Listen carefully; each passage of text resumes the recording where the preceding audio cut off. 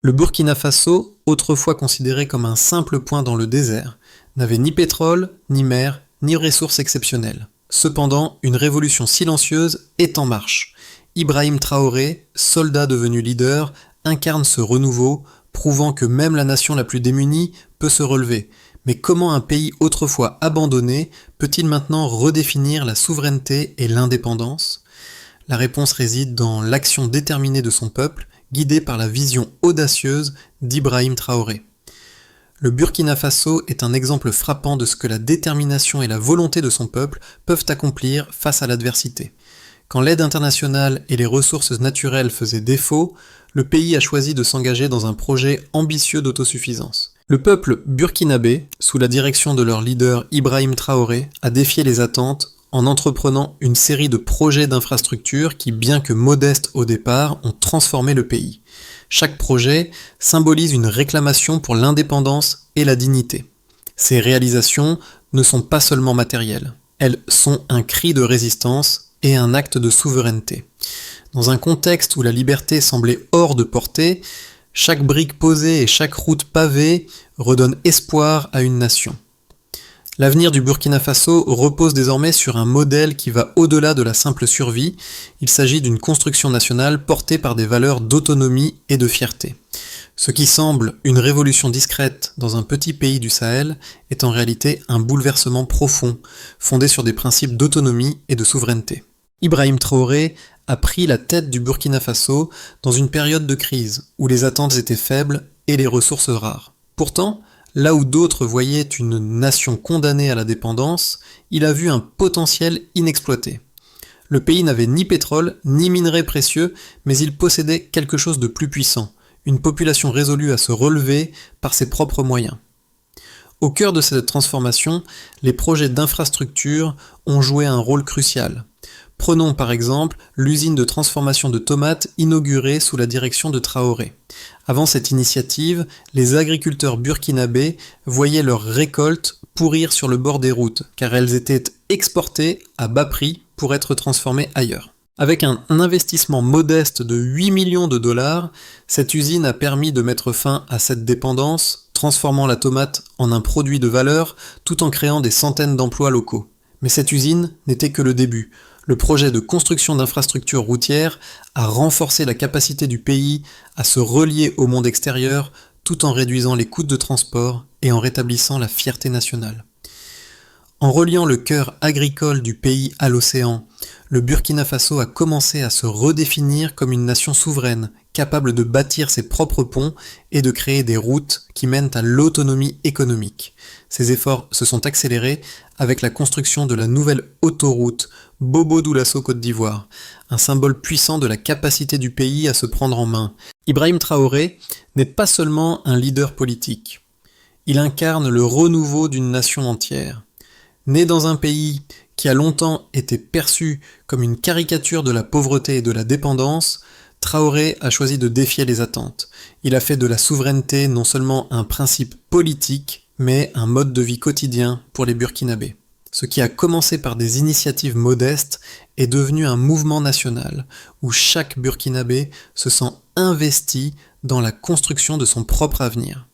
L'impact de ces actions se mesure dès les premières étapes. Des centaines d'emplois créés grâce à des projets locaux, une industrie florissante qui soutient l'agriculture du pays et surtout une nouvelle vision de la vie en société. Le modèle que Traoré a proposé ne repose pas sur l'aide internationale, mais sur la volonté collective de se reconstruire par ses propres moyens. Cela a commencé par des petites entreprises et des usines comme celle de transformation des tomates, mais a vite pris une ampleur plus grande, influençant chaque secteur de la société burkinabé. Dans les villages autrefois silencieux, les gens travaillent à des projets d'autosuffisance, apprennent des métiers et participent à une économie locale qui ne dépend plus des décisions prises ailleurs. L'école devient un lieu d'espoir, éclairé par des énergies renouvelables. Les routes se transforment en artères de développement, connectant le pays à des marchés extérieurs. Tout cela témoigne d'une souveraineté retrouvée. Traoré a non seulement redéfini la manière dont son pays se gouverne, mais il a aussi permis à des milliers de Burkinabés de rêver d'un avenir qu'ils peuvent contrôler. Le Burkina Faso, autrefois perçu comme un pays isolé et démuni, a entrepris un voyage exceptionnel sous la direction d'Ibrahim Traoré, un leader visionnaire. Tout a commencé par un simple choix, celui de prendre son destin en main sans attendre de l'aide extérieure. Le premier tournant décisif a eu lieu lorsque Traoré a investi dans une usine de transformation de tomates, un projet à la fois modeste et ambitieux. Avant cela, les agriculteurs burkinabés voyaient leurs récoltes pourrir sur le bord des routes. Ces tomates, cultivées avec soin et travail, étaient expédiées à bas prix pour être transformées ailleurs, ce qui créait un cercle vicieux de dépendance. L'usine inaugurée sous l'impulsion de Traoré a non seulement permis d'arrêter ce gaspillage, mais a aussi donné un nouveau souffle à l'économie locale, en créant des centaines d'emplois et en offrant des contrats stables à des milliers d'agriculteurs. L'impact de cette première initiative a été immédiat. En quelques mois, les paysans burkinabés ont vu leurs récoltes transformées en produits finis et vendus sous la marque Made in Burkina Faso. La tomate, autrefois dévalorisée, est devenue un symbole de souveraineté économique, mais cela n'a été que la première étape. Un autre moment clé a été la construction d'infrastructures routières reliant le pays à des marchés internationaux. Avant cette initiative, les routes du Burkina Faso étaient inaccessibles, ce qui freinait considérablement les échanges commerciaux. Le projet d'autoroute Bobo-Dioulasso-Côte d'Ivoire a été un jalon majeur dans cette transformation, facilitant la circulation des biens et des services, tout en réduisant les coûts de transport. Ce projet a également symbolisé la volonté de Traoré de relier le Burkina Faso au reste du monde, tout en préservant son indépendance. Ce n'était pas une simple infrastructure, mais un véritable acte de souveraineté, un message clair adressé au monde.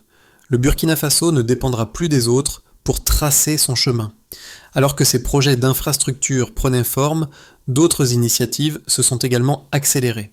Le projet Yelen, destiné à connecter les villages burkinabés à l'électricité solaire, est venu apporter la lumière là où elle faisait défaut. En quelques années, plus de 150 villages ont été reliés au réseau solaire, apportant de l'électricité dans les foyers, les écoles et les hôpitaux. Pour la première fois, les Burkinabés ont eu accès à une source d'énergie propre et durable, indépendamment des réseaux étrangers. Ce projet a eu un impact profond sur les vies quotidiennes des habitants, leur offrant non seulement une meilleure qualité de vie, mais aussi un sentiment de dignité retrouvée. Dans les cliniques, les vaccins ne se sont plus gâtés faute de réfrigération. Dans les écoles, les élèves ont pu étudier même après le coucher du soleil. L'enchaînement de ces événements a permis de créer une dynamique de croissance autosoutenue, où chaque progrès entraînait un autre. La construction d'infrastructures essentielles, la modernisation de l'agriculture et l'accès à l'électricité ont permis au Burkina Faso de se redéfinir comme un modèle de développement alternatif, un modèle où l'indépendance et la souveraineté sont au cœur de l'action. Mais la véritable force de ce mouvement réside dans la transformation profonde de la mentalité collective. Les Burkinabés ont cessé de se voir comme des bénéficiaires de l'aide internationale et ont commencé à se considérer comme les bâtisseurs de leur propre avenir. Ibrahim Traoré n'a pas seulement dirigé un pays, il a changé l'âme même de sa nation.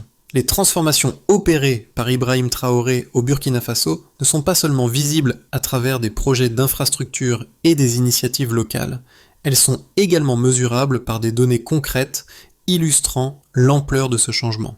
Plus de 150 000 tonnes de tomates sont transformées chaque année et ce nombre ne cesse de croître. Grâce à cette initiative, plus de 500 emplois directs ont été créés, sans compter les milliers d'agriculteurs qui bénéficient de contrats réguliers et stables pour fournir la matière première.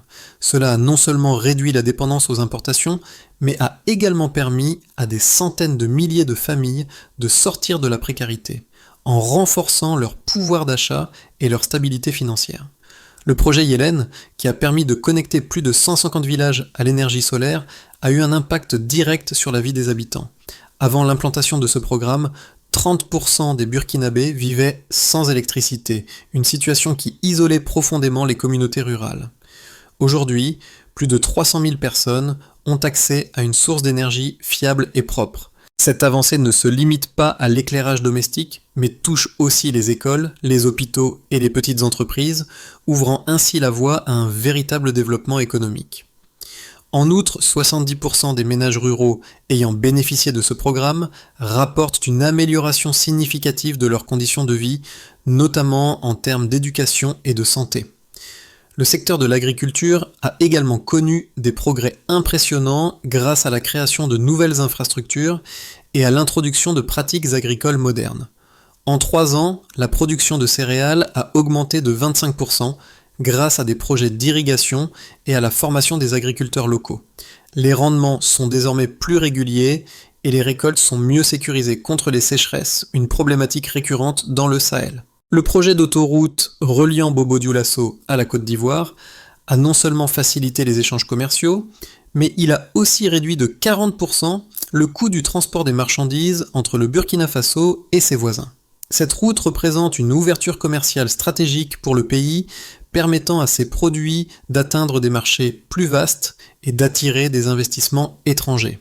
Ces données, bien que simples en apparence, illustrent une réalité beaucoup plus profonde, celle d'un pays qui, en l'espace de quelques années seulement, a réussi à se réinventer.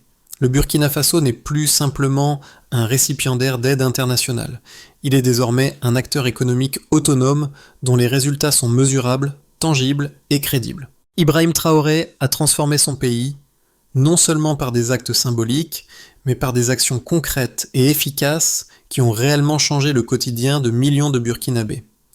Les réformes menées par Ibrahim Traoré répondent à 2 arguments opposés qui ont longtemps prévalu dans les débats sur le développement en Afrique. D'une part, certains soutiennent que sans aide extérieure, les pays africains sont condamnés à rester dans la pauvreté, dépendant d'une assistance internationale qui les maintient sous tutelle. D'autre part, un autre courant pense que la véritable indépendance passe par l'abandon de cette aide et la prise en main de son propre destin. Ibrahim Traoré, par ses actions, démontre que la seconde vision est non seulement réaliste, mais aussi plus viable à long terme. Les critiques du modèle de Traoré affirment souvent qu'un pays comme le Burkina Faso, enclavé et sans ressources naturelles majeures, ne peut pas se redresser sans soutien externe. Ils pointent des difficultés comme le manque d'investissement étranger et l'isolement géographique comme des obstacles insurmontables. Ces détracteurs estiment que le pays doit se plier aux exigences des puissances mondiales pour bénéficier des financements et des technologies nécessaires à son développement. Selon cette vision, l'autosuffisance est une illusion, un rêve irréalisable pour une nation comme le Burkina Faso. Cependant, les réussites des projets d'Ibrahim Traoré, tels que l'usine de transformation de tomates ou le projet Yelen d'électrification solaire, sont une réponse directe à cette argumentation. Plutôt que de se laisser définir par sa géographie ou son histoire, Traoré a choisi de s'appuyer sur les ressources humaines locales, la créativité et l'innovation pour relever les défis. Le pays n'a pas attendu des subventions étrangères pour construire des usines ou des infrastructures. Il a mis en place un modèle de développement endogène où chaque projet génère des retombées positives pour la population. En exploitant les ressources locales de manière durable et en privilégiant des solutions adaptées aux réalités du terrain, le Burkina Faso a montré qu'il pouvait se réinventer par ses propres moyens. Il est important de souligner que ce modèle, loin de négliger l'importance des partenariats internationaux, montre qu'un pays peut prendre des décisions stratégiques indépendantes tout en construisant des relations respectueuses et équilibrées avec le reste du monde. La clé du succès réside dans la capacité à transformer les ressources disponibles en véritables leviers de développement durable, sans se laisser étouffer par la dépendance extérieure. Un moment clé dans l'histoire du Burkina Faso a été la construction de l'autoroute Bobo-Dioulasso-Côte d'Ivoire. Ce n'était pas seulement une route, c'était un chemin vers la souveraineté, une déclaration puissante. Le Burkina Faso ne dépendra plus des autres pour ses échanges commerciaux. Ce projet a réduit de 40% les coûts de transport, accélérant les échanges commerciaux et ouvrant des portes vers de nouveaux marchés. Les petits producteurs, jadis limités à des marchés locaux, peuvent maintenant vendre leurs produits à l'international.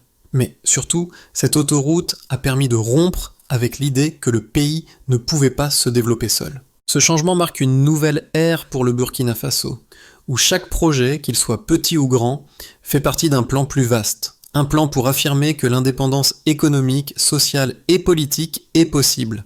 Les projets lancés sous la direction d'Ibrahim Traoré ont eu des répercussions profondes et multiples, affectant diverses strates de la société burkinabé. Ce n'est pas seulement l'infrastructure qui a changé, mais également les mentalités et les structures sociales du pays. Ce changement s'est manifesté dans plusieurs domaines, allant de l'agriculture à l'éducation, en passant par la santé et l'énergie. L'un des plus grands succès a été la transformation de l'agriculture. L'usine de transformation des tomates n'a pas seulement réduit la dépendance alimentaire du pays, elle a aussi redonné fierté et dignité aux agriculteurs locaux. Aujourd'hui, ces tomates sont non seulement transformées localement, mais elles sont aussi exportées sous la marque Made in Burkina Faso, créant des milliers d'emplois et améliorant les conditions de vie des agriculteurs. En parallèle, la mise en œuvre du projet Yelen a apporté des changements radicaux dans la vie quotidienne des Burkinabés. Ce programme a permis de connecter plus de 150 villages à l'électricité solaire, apportant ainsi de la lumière dans des zones qui n'avaient jamais connu de réseau électrique stable. Cela a eu un impact direct sur l'éducation, car les enfants peuvent désormais étudier même après la tombée de la nuit, et sur la santé, puisque les hôpitaux ont pu maintenir des équipements médicaux fonctionnels grâce à une source d'énergie fiable. Dans le domaine de la santé, l'ouverture de l'hôpital régional de Bobo-Dioulasso a été un autre tournant majeur. Avant sa construction, de nombreux habitants de l'ouest du Burkina Faso étaient obligés de parcourir des centaines de kilomètres pour recevoir des soins médicaux de base. Aujourd'hui, cet hôpital est devenu le cœur de la santé dans la région, réduisant drastiquement la mortalité évitable et améliorant l'accès aux soins de qualité pour des milliers de personnes. Les infrastructures routières ont également joué un rôle crucial dans ce processus de transformation. L'autoroute entre Bobo-Dioulasso et Côte d'Ivoire ne s'est pas seulement révélée comme un axe économique majeur, mais elle a aussi changé la dynamique sociale du pays. Les populations rurales ont vu leurs conditions de vie s'améliorer grâce à l'accès facilité aux marchés, aux écoles et aux services de santé. De plus, ce projet a ouvert des portes à de nouvelles opportunités commerciales, attirant des investissements étrangers et régionaux, ce qui a dynamisé l'économie locale et nationale. En créant ces initiatives locales, Ibrahim Traoré a non seulement changé les infrastructures matérielles du pays, mais il a aussi permis aux Burkinabés de redéfinir leur propre destinée. Ce n'est plus un pays qui dépend des autres pour sa survie, mais un pays qui se bat pour son indépendance, qui transforme les défis en opportunités et qui fait de chaque projet une brique dans la construction de son avenir. Le Burkina Faso se trouve à un moment charnière, et les mois à venir offriront des défis et des opportunités décisives.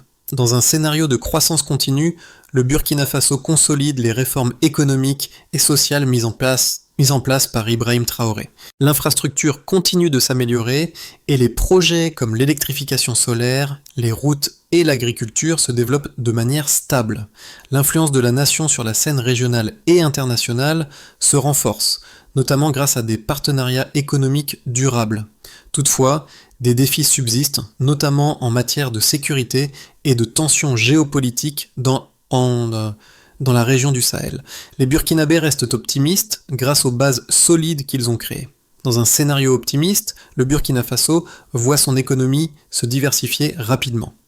Les secteurs clés comme l'agriculture, l'énergie et les infrastructures connaissent une croissance exponentielle et le pays devient un modèle de développement durable pour d'autres nations du Sahel. L'amélioration de l'accès à l'éducation et à la santé entraîne une élévation des niveaux de vie et une réduction des inégalités sociales. Le Burkina Faso attire davantage d'investissements étrangers et devient un hub régional pour les entreprises, ce qui accélère son développement et lui permet de jouer un rôle central dans la transformation économique de l'Afrique de l'Ouest. Dans un scénario pessimiste, les défis géopolitiques et sécuritaires du Sahel deviennent de plus en plus pressants, entravant la croissance économique du Burkina Faso.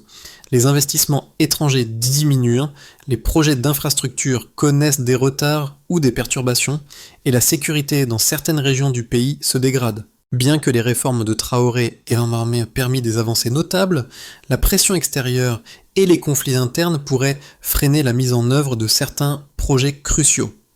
Toutefois, même dans ce scénario, le Burkina Faso a des atouts pour se relever, avec sa population déterminée et ses initiatives locales.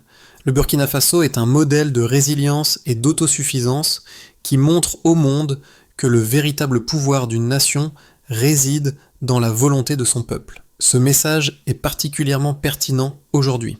Dans un monde où la dépendance à l'égard de l'aide internationale et des puissances étrangères reste une réalité pour de nombreuses nations, le Burkina Faso prouve que le chemin vers la liberté économique et sociale est à portée de main. En prenant des décisions audacieuses et en investissant dans son propre développement, le pays a prouvé qu'il est possible de sortir de la dépendance et d'embrasser un avenir où l'autosuffisance et la fierté nationale sont au cœur de chaque projet. Pour les jeunes générations, ce modèle est un appel à l'action.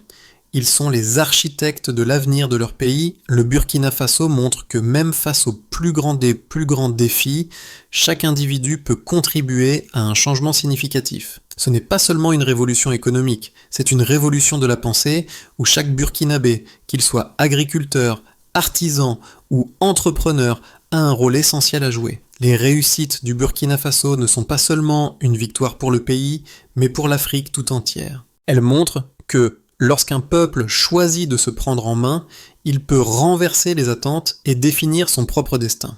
Pour que ce modèle de développement endogène perdure et bénéficie à toutes les couches de la population, plusieurs étapes clés doivent être franchies.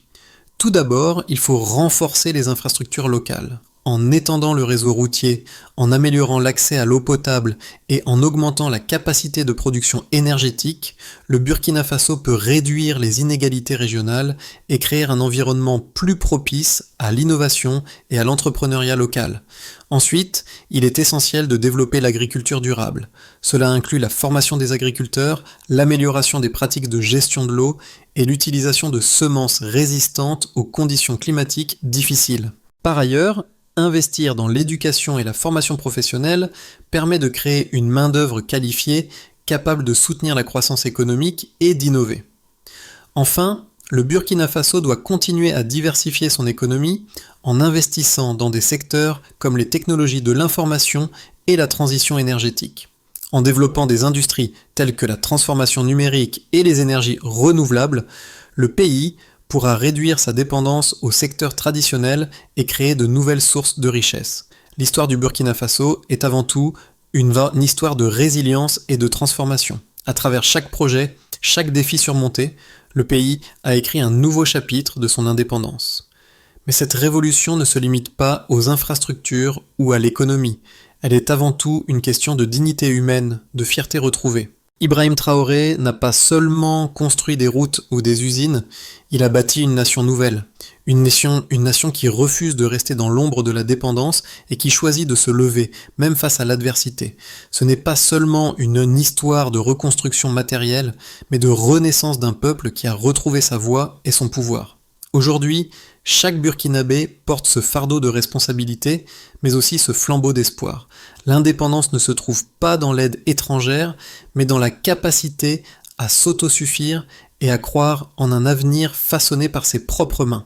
Le Burkina Faso, à travers son voyage, prouve que la liberté commence non seulement par la parole, mais par l'action concrète et collective. C'est ce message que le monde doit entendre. L'indépendance ne se mendie pas, elle se construit brique par brique. Le voyage du Burkina Faso est un appel à l'action pour chaque nation en quête de souveraineté et de dignité. Le pays nous montre que, même dans les moments les plus difficiles, l'autosuffisance et l'indépendance sont possibles.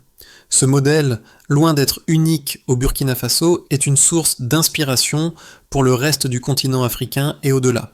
Si vous croyez que l'avenir de l'Afrique ne doit pas dépendre des autres, mais des efforts de ses propres peuples, il est temps de partager cette histoire. Parce qu'il ne s'agit pas seulement de l'histoire du Burkina Faso, mais d'une révolution qui peut résonner dans chaque nation, chaque communauté. Rejoignez la conversation, partagez ce message et construisons ensemble un avenir plus équitable, où chaque pays, chaque citoyen peut être le bâtisseur de sa propre liberté. Suivez cette transformation silencieuse qui se propage à travers le continent, un projet à la fois. Parce qu'au final, la véritable liberté commence par chacun d'entre nous.